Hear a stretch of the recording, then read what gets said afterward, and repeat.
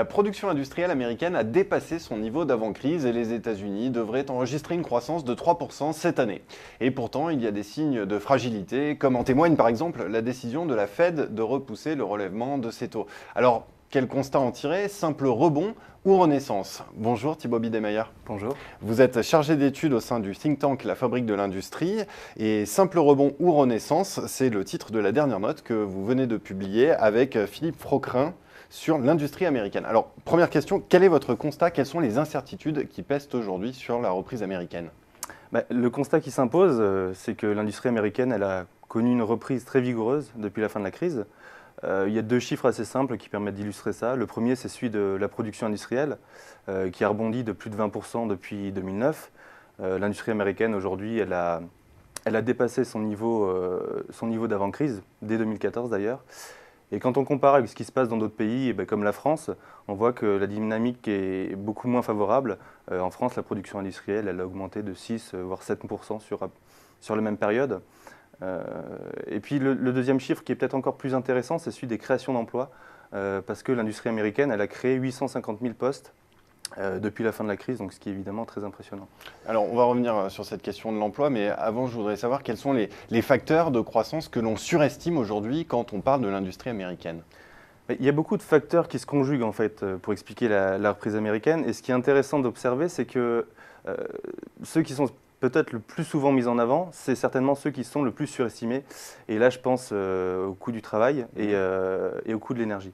Donc sur le coût de l'énergie, c'est vrai que les États-Unis ont connu une vraie révolution énergétique. Avec le gaz de schiste. Exactement, les énergies non conventionnelles et en particulier les gaz de schiste. Le prix du gaz naturel, il a baissé quasiment de moitié depuis 2006, ce qui est évidemment très enviable quand on voit la progression des coûts énergétiques dans les autres pays. Mais malgré ça, on ne peut pas dire que ça explique un regain d'activité dans l'industrie américaine de manière globale. C'est finalement un effet qui est très, très centré, très localisé sur certains secteurs qui sont très intensifs en énergie. Là, je peux donner l'exemple de la chimie de base qui a connu un boom très important. Et ça, c'est lié au fait que ce secteur utilise le gaz naturel à la fois comme source d'énergie, mais aussi comme matière première. Et le deuxième point, c'est celui le coût du travail, qui est peut-être aussi un petit peu surestimé. Les États-Unis, ils ont connu une période de modération salariale très importante, ça on ne peut pas le nier. Ça a même été plus important qu'en Allemagne. Mais ça ne semble pas être le facteur déterminant de la reprise quand même. Ça n'a pas permis en tout cas d'améliorer la compétitivité des États-Unis, de l'industrie américaine. Il y a par exemple un indicateur qui permet de juger de la compétitivité d'un pays, c'est la balance commerciale. Et on voit qu'aux États-Unis, le déficit commercial dans l'industrie continue à se creuser de manière continue. Il représente aujourd'hui plus de 500 milliards de dollars, ce qui est évidemment énorme.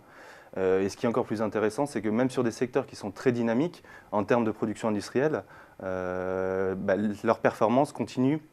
Leur performance à l'international continue à se détériorer. On entend beaucoup parler aussi aujourd'hui d'une tendance à la relocalisation de l'industrie. Est-ce que là encore, c'est une tendance que l'on surestime? Le sujet des relocalisations, c'est un sujet qui est très médiatisé. Il y a beaucoup de communication qui est fait autour de ça. Mais effectivement, il semble que ce soit un petit peu surestimé. Il y a beaucoup de grands groupes qui font de la communication autour de ça, autour du fait qu'il y a des usines, des capacités de production qui sont rapatriées sur le territoire américain. Mais quand on regarde les chiffres de manière globale, il y a assez peu d'évaluations qui sont faites, mais même les évaluations les plus optimistes, elles tablent seulement sur 100 000 créations d'emplois grâce aux relocalisations, ce qui, comparé aux 850 000 créations d'emplois, finalement c'est une part assez faible. Et surtout, ça permet à peine de compenser les destructions d'emplois liées aux délocalisations qui sont intervenues sur la même période. Mais alors, on se demande, cette croissance, elle va quand même être de 3% cette année. Alors, qu'est-ce qui la soutient? Quels sont les vrais facteurs de la reprise? Principalement, c'est un effet de rattrapage suite à la crise. C'est un phénomène assez normal après des épisodes comme ça. Et je vais illustrer ça avec un exemple, celui du secteur automobile, l'industrie automobile qui s'est littéralement effondrée pendant la crise. Entre 2008 et 2009, la production dans l'automobile elle a chuté de 40% par an. Donc ce qui est énorme. Et aujourd'hui, elle se relève très rapidement, elle explique même plus d'un tiers de la reprise à elle seule, la reprise de l'industrie américaine. Ça, c'est lié au fait que, traditionnellement, naturellement, l'industrie automobile elle a un effet d'entraînement très fort sur l'ensemble de l'économie, sur le reste des secteurs industriels, la demande qui est adressée aux constructeurs américains se répercute sur les sous-traitants de ces constructeurs qui sont spécialisés dans la métallurgie, dans le caoutchouc, etc. Donc voilà, ça c'est un effet qui marche beaucoup. Et puis il y a la politique monétaire extrêmement accommodante aussi. De manière générale, la politique économique qui a été menée aux États-Unis, les pouvoirs publics qui ont été très réactifs, que ce soit pendant la crise, avec par exemple le plan d'aide aux constructeurs américains en 2008 qui a permis de les sauver de la faillite carrément. Et puis aussi évidemment, vous le disiez, la politique monétaire qui a été menée par la Fed, qui a permis de desserrer les conditions d'octroi de crédit et de soutenir ainsi la demande. Vous avez parlé en début d'interview d'une reprise qui était très faible en emploi.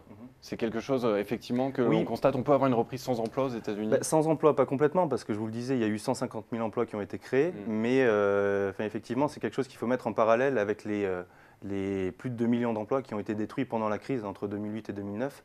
Donc on est encore très loin du compte en termes d'emploi. Et encore une fois, ce qui est intéressant de relever, c'est que même des secteurs très dynamiques comme l'automobile, la métallurgie, qui certes créent des emplois, ils en créent, mais ils restent encore à des niveaux très en deçà de la situation d'avant-crise.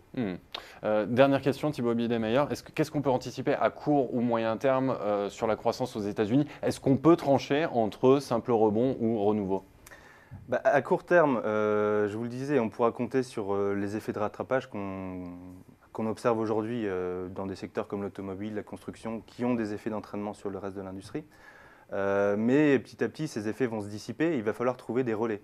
Il y a peut-être un atout très important sur lequel les États-Unis peuvent s'appuyer, c'est leur positionnement sur un secteur vraiment d'avenir qui est les technologies de l'information, de la communication, le numérique de manière générale, sur lesquels ils ont une avance très forte, une capacité d'innovation très grande. Mais voilà, au-delà de ça, le problème qui se pose, c'est ce que je vous disais, c'est qu'on ne remarque pas, on n'arrive pas à observer d'amélioration de la compétitivité de l'industrie. Et ça, c'est quelque chose qui, évidemment, laisse planer des doutes sur la capacité de l'industrie américaine de poursuivre ce rebond. Voilà, donc encore des doutes. Eh bien, Thibaut Biedermeier, merci. Je rappelle l'apparition de votre note « Simple rebond ou renaissance » sur l'industrie américaine. Merci beaucoup. Merci.